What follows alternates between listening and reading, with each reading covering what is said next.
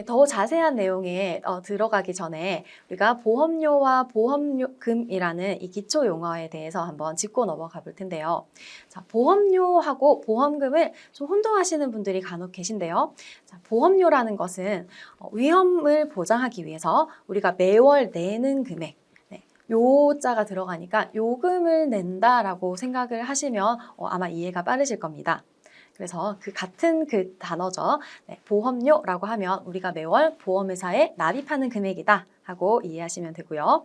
자, 보험금이다 라고 한다면 이 금이라고 하면 세금을 썼겠죠. 네, 그래서 보험 사고가 발생했을 경우에 우리가 지급받는 금액을 보험금이라고 합니다.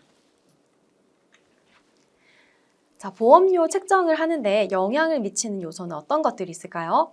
자, 일단 보험금이 크면 클수록, 그러니까 나중에 우리가 받을 수 있는 금액이 크면 클수록 우리가 지불하는 보험료도 높아지겠죠. 네, 그런 요소도 있고요. 그리고 보장하는 위험의 사고 확률이 가장 큰 영향을 미칩니다. 이게 무슨 말이냐면 사고 확률, 질병에 걸릴 확률 높아질수록 보험료도 높아진다는 이야기인데요. 자, 쉬운 예를 하나 들어볼까요?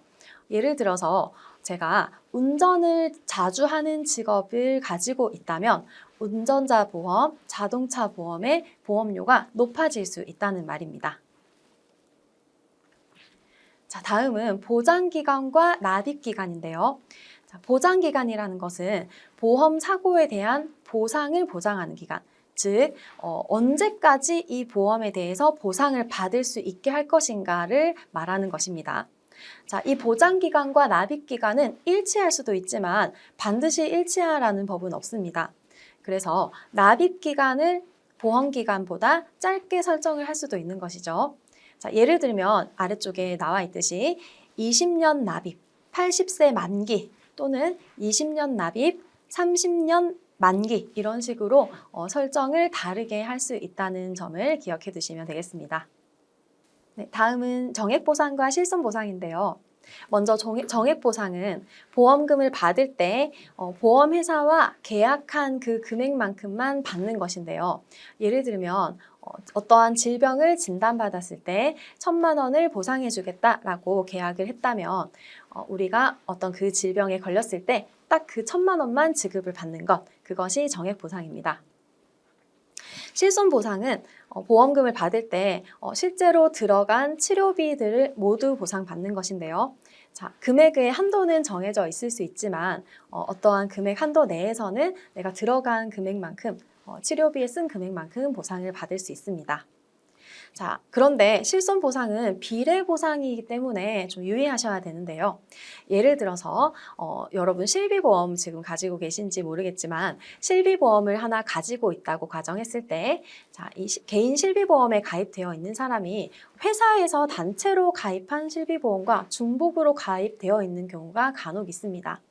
그런데 만약에 내가 가지고 있는 실비보험이 기존에 가지고 있던 개인 실비보험이 어떠한 치료를 받았을 때 100% 보장을 해주는 상품이었다고 가정을 해보겠습니다.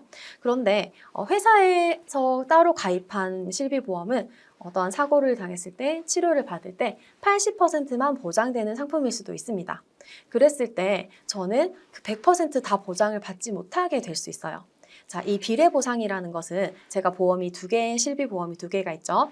그러면 반을 잘라서 보상을 해줄 때 반을 잘라서 제가 가지고 있던 개인 보험에서는 100% 보장을 해주고 나머지 반에 대해서는 회사가 가입한 그 실비보험 80%만 보장해주는 그 보험에 적용이 되어서 총 반에 해당하는 금액에 대해서는 100% 보장을 받지만 나머지 반에 해당하는 금액에 대해서는 80%밖에 보장을 받지 못하는 경우가 생길 수 있습니다.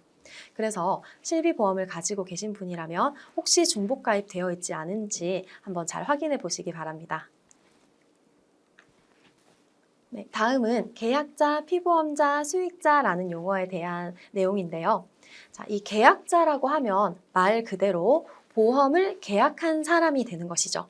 그리고 피보험자라는 말을 잘 기억해 두시기 바랍니다. 자, 피보험자라고 하면 이 보험 계약이 보장하는 사고의 대상이 되는 사람. 즉, 이 보험을 누구에게 적용할 것이냐라고 했을 때 A라는 사람에게 적용하겠습니다 라고 한다면 이 A라는 사람이 피보험자가 되는 것입니다. 자, 그리고 수익자는 보험금을 지급받게 되는 사람인데요. 자, 이 계약자와 피보험자 그리고 수익자가 3명이 동일한 경우도 있지만 각각 다른 경우도 많다는 거 잘 기억을 해주세요. 자, 여러분이 가입하신 보험, 여러분이 피보험자로 해서 수익자로 가입을 할 수도 있지만 부모님이나 자녀를 위해서 가입을 할 수도 있겠죠. 그런 경우에 계약자와 수익자가 반드시 피보험자와 일치하지 않을 수도 있다는 거 기억해 두시면 되겠습니다.